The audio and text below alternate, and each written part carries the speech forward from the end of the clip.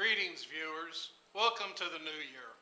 The sinkhole in time that was 2016 is now days behind us, and we can attempt to reconstruct whatever pathetic pieces of us are left. You may not recognize me. One Christmas worth of playing Santa turned me from a boy into a post-midlife crisis man. Yes, indeed, I am the Tyler Morgan of Christmas past. I ask you not to pity me, but be happy. For I have found a new passion for chimneys, and Mrs. Claus accepted me back home with open arms. I guess they burn through Santas pretty quickly nowadays. Get us back on track. We have an exciting campus edge, or you filled with all sorts of twists and turns. From Curls Gone Wild to square dancing and even a film star, we're bringing you the absolute best and more on the campus edge.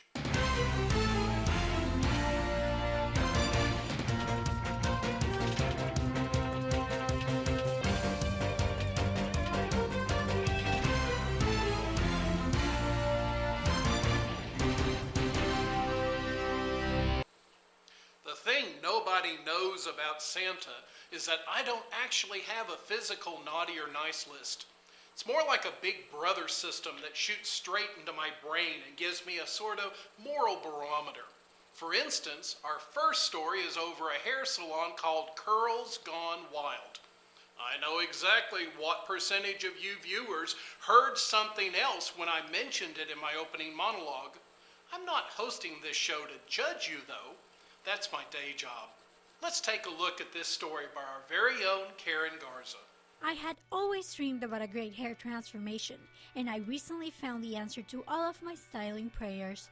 Her name is Lisa, and she's the owner of Curls Gone Wild Hair Salon in Wichita, Kansas. After meeting her and leaving my hair in her hands, I decided it was time to ask her a few questions on how she got involved in the business. What inspired me to open my salon was just to kind of grow my business and grow myself. It's very self-motivating when you have only yourself to rely on as far as income, and I kind of had hit a point in my career where I felt like I wasn't moving, and so I needed something to kind of motivate myself. And so opening this business, it's you're either in or you're out, and so kind of, stay afloat is worth it. How I got involved in the beauty industry was I went to college for a year and a half and was lazy and blew up all my scholarships and had nothing to do or a show for that, and so I stepped into the salon school, and I absolutely loved it. The minute I was there, I just felt completely right, and I dropped out of college and enrolled in beauty school within like an hour and a half. I just knew, and I started the week after. My biggest challenge in the salon world was really just kind of patience. I knew that success was around the corner. I just didn't know what corner. That makes sense. And so I constantly had to, tell myself over and over to keep working, and everything you're doing right now isn't in vain, and just to be patient because the benefits will eventually start rolling in, and they have. What I love the most about my job in the industry with my career is, 100% creativity. I even get 100% say on my schedule and how I can brand my own career, and I love that. I love being able to mold who I am around my career and my career around myself, and my clientele is a reflection of myself and all of that. So it's 100% creativity. Most of the clientele that I work with is molded a lot by my previous salon.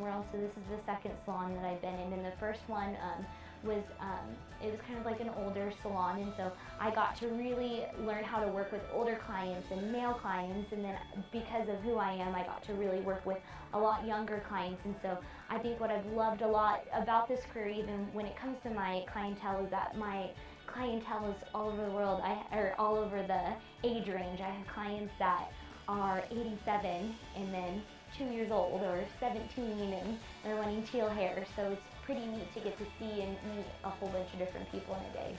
Why I chose the name Curls Gone Wild is I had heard it's actually a salon in a neighboring town, and I just thought it was funny. I just wanted something catchy and different, and I love almost all of my clients ask for curly hair, and so I thought, that's People will remember that. Now that you've heard everything about Girls Gone Wild, are you ready to pay a visit? I promise you will not be disappointed. Let your hair free in Girls Gone Wild. As to be expected, that was an excellent story. Wonder what they could do for my beard there. If I could just clean up a bit, I think I could get the missus to give tangoing a try. Speaking of the old jig and skip, we have a piece on a dancing instructor at the square in Old Town.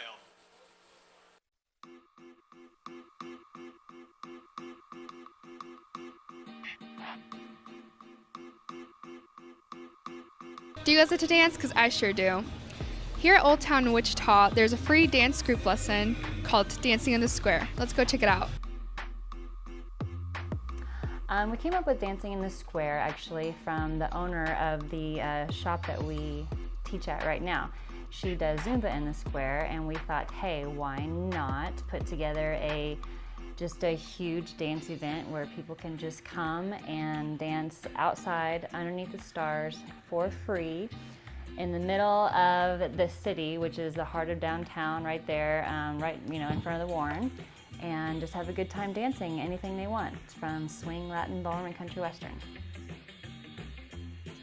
We decided to have the event for free because there are not that many events inside Wichita that people can just go to, just walk up, hang out, not have to worry about paying a cover charge, not have to worry about paying for drinks or anything like that. And that's why we wanted to give this to everybody as just a way, hey, even if people didn't know about it and they were just walking by on the sidewalk, they can just join us, not have to worry about paying anything, not have to worry about bringing anything, just yourself, and just dancing. So dancing is a good workout, and we wanted to give you guys a good thing to do. So.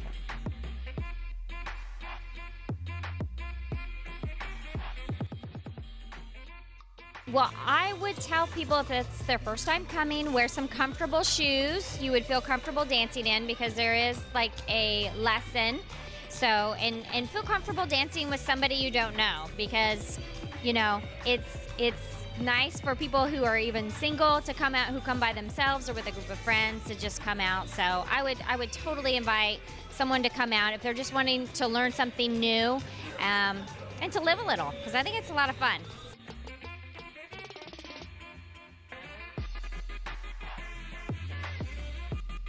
Targeted audience is anybody who wants to have fun, honestly, and anybody who just wants to get out and dance. There's no age limit. It's actually very family-oriented too as well, so kids are welcome.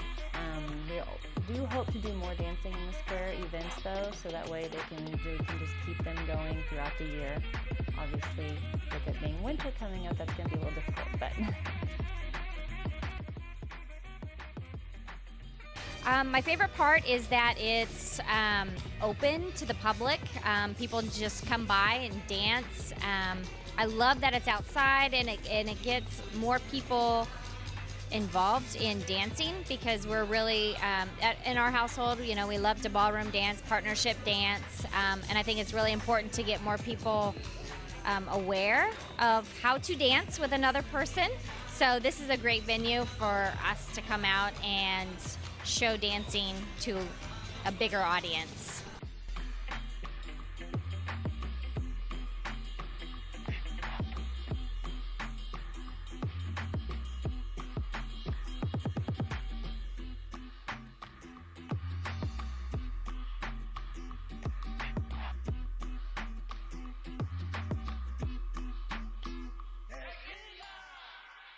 I had a lot of fun. I hope you guys did too. For BC TV 20, my name is Marbella Gonzalez. I haven't seen anyone dance like that since they played I Got a Feeling for the 5th time at my freshman homecoming. Oh man, I do not miss those days. In a way, I'm glad I was able to skip any awkward years in my 20s, or 30s, or 40s.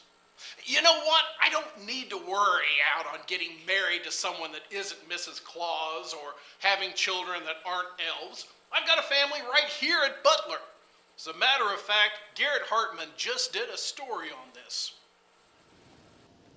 Hello, this is Garrett Hartman, and this is Campus Edge. Yes, you're away from home for the first time, classes could be going great, but you still feel empty inside. But why? Oh yeah, you forgot to make friends. Hi, I'm Campus Edge reporter Garrett Hartman, and today we're going to be looking at some of the organizations that this college has to offer that makes Butler feel sort of like a family. Now, you could be that weirdo that just goes up and talks to strangers, and maybe for you it'll work out. Sure.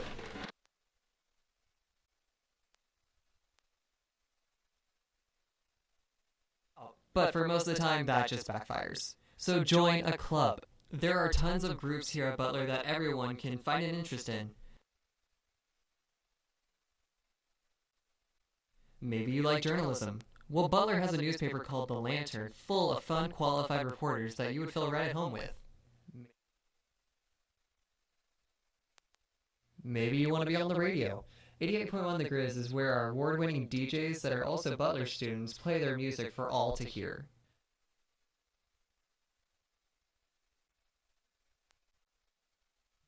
Perhaps none of that sounds appealing. Maybe instead of joining a club, you'd like to be in charge of all of the groups. Then I'd suggest joining Student Government Association, or SGA. They make the important calls for every organization here at Butler.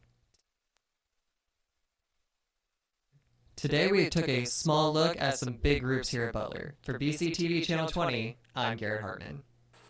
I'm going to watch that over frame by frame because I'm pretty sure I just found a piece of the puzzle that's my life. While I'm dealing with my ever-growing existential dread, why don't you check out this commercial?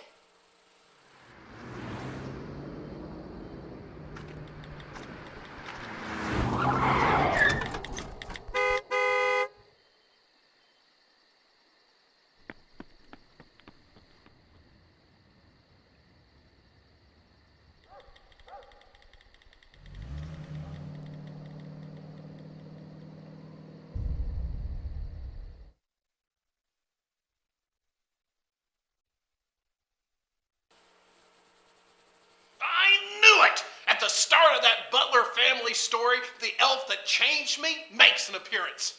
I wonder what this means. Before I get too deep into my conspiracy theories, I think I need some coffee. I've had to drink it black since I went vegan, but I don't really mind. Still, a latte sounds nice. In fact, I'm going to watch Emily Jardin's piece, Crama Latte, and see if I should sneak some reindeer milk in anyway. Midterms, essays, research, the library can help. I'm Campus Edge reporter Emily Jardin.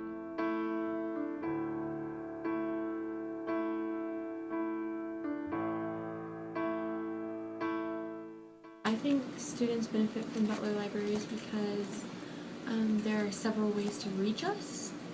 One, you can actually come in, and we usually have 2 or 3 student workers and plus all of the staff members. And you can get on chat, and you can call us on the phone. We also have a lot of databases and everything, so you can get online, and if you're looking for a specific journal or information on a certain topic, we can help you step by step find your information. My mom used to work at the public library in Augusta, and she always had me reading.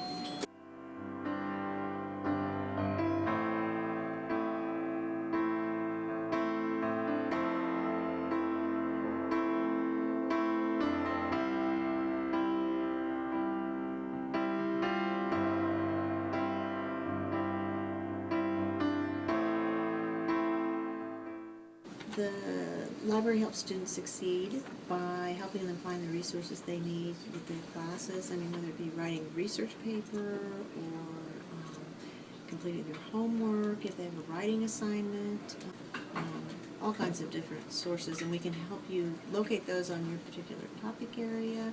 It's also, we just provide a nice space to study and hang out at the coffee bar, and we provide instruction with different classes.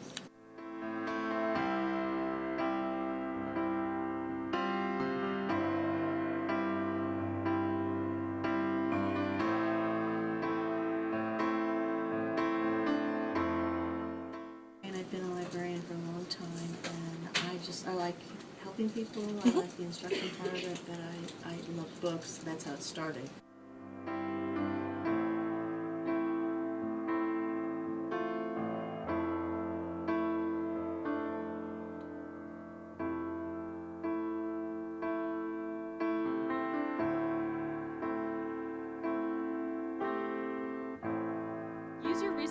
wisely. Come check out the library in the 600 building. For BCTV Channel 20, I'm Emily Jardin.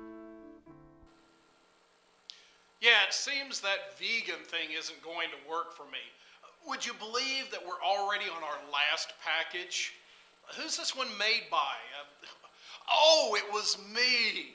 Back when I was Tyler and not Santa. It's odd to think that even after a few weeks in this role, my old life seems so foreign. I guess that's how grief works. You try to distance yourself from the pain. I dig this Santa shindig, but I wish I'd made better use of my time as a normal human. Enough of me moping.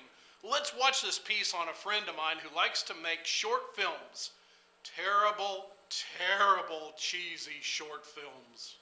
I like to, stay at home, have a nice, candlelit dinner, watch a movie or two, usually 3 in a day, if I can manage it. I'm Campus Edge reporter Tyler Morgan, and today we're going to take a look at my friend Steven's history with film and his journey to become a filmmaker. So, I've always liked movies a lot, and when I was 16, around my 16th birthday, early 2013, I went and saw Django Unchained in theaters with my sister.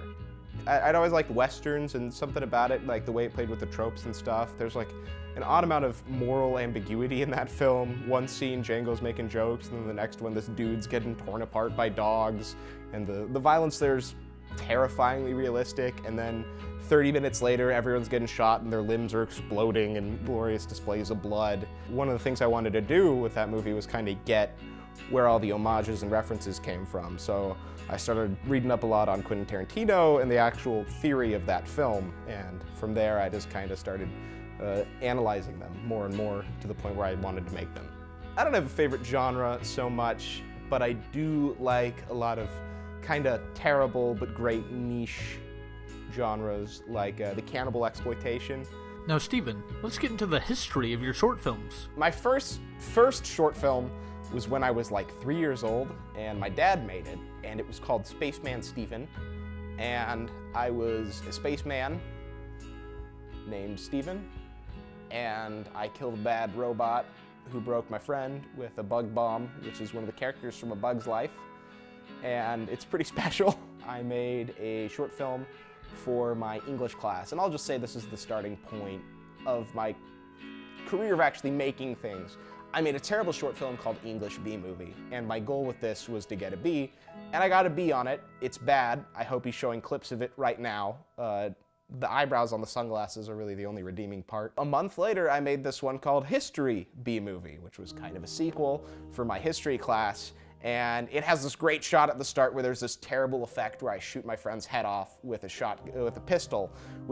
My dad was behind me with a shotgun, and he shoots this cantaloupe off of a stick, and then we really poorly superimposed a jacket in front of it to make it look like it was this person.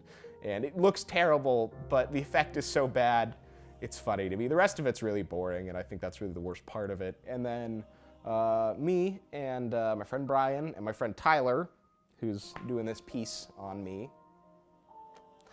we made this short film for a scholarship called The Callback. And it isn't... Tyler and myself cannot act. We did our best for what it was, but there's actually a little bit of something going on when you watch it. There are a couple parts where you'll be like, oh, there's a pretty shot there, or there's a scene I really like where I drop Tyler off at his house, and then this car pulls up behind me, and there's a shift in the color, and the music time's right, and nothing great is happening, but you'll watch it, and you'll go, oh, yeah, there are little bits in that. There are little bits in The Callback where it really feels like we kind of know what we're doing. When making my shorts, I've pretty much almost always been the writer, the director, the editor, normally doing the sound, normally doing the lights, normally doing the camera work. So I think what I'm probably best at and most confident in my abilities right now would be editing. I think I could edit a piece of turd and make it a polished piece of turd for the most part. I feel like I've picked up a lot of tricks of the trade, tools of the trade. What I'm most interested in is directing. I'm kind of obsessed with that 70s altruistic vision that you used to see a lot that doesn't come out of studios, and it's not really in movies anymore. As anyone can see, Steven has a great vision and is trying his best to execute it on film, drawing inspiration from many directors and striving daily to be better. I think anyone can appreciate that drive, even if they aren't into film. This is Tyler Morgan from BCTV, signing off. What happened? How did we separate? Your nostalgia divided you two greatly. Usually people end up dying as Santa, and that's when a new one must take the throne. Somehow you, Tyler, of all the people, wind your way out of being Santa, the likes of which have never been done before. Huh. And people say millennials are lazy. If you don't mind, we should probably wrap this up. I need to find a new body to possess. I mean, inhabit. Yeah, inhabit. Sure. You want to do the concluding? You really were a terrible fit for Santa. This is probably for the best. I couldn't agree more. For anyone who wants to watch this episode again, try watching the reruns of this show weekdays at 11 a.m. or pick up the plot from last week's show at 6:30 p.m. on BCTV Channel 20. Or you can check them all out on our YouTube channel, youtube.com/user/ButlerRadioTV. This has been The Campus Edge.